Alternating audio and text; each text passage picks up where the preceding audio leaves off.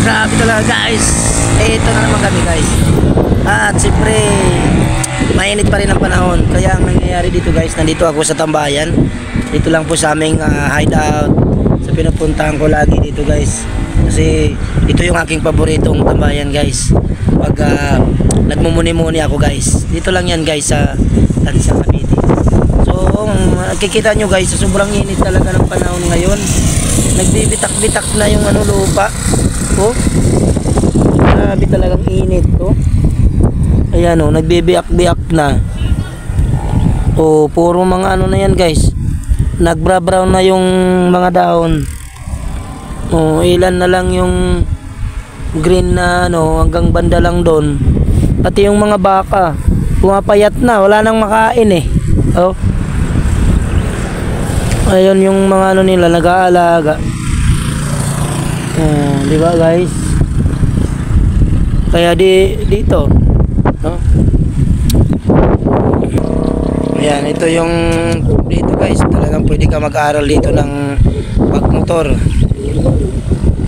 Hindi ka dito maagip ng mga sakya kasi bira lang ang dumadaan dito. Kaya pwede ka dito mag-practice ng kotse, guys. So sa lahat ng pinupuntahan namin guys, iba rin to sa dati. Grabe talaga guys, puro na talaga mga brown yung At doon naman guys, yung dulo doon, yan, planta. Planta ng mga yan, bakal.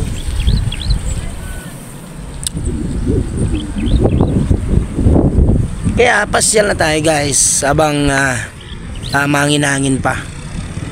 Ay, sumakit yung mata ko na sa likabok.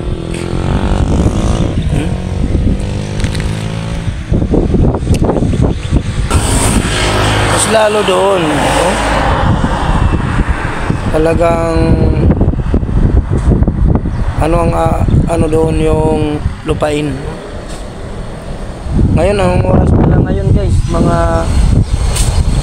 5:30, 5:36, pero madilim-dilim na.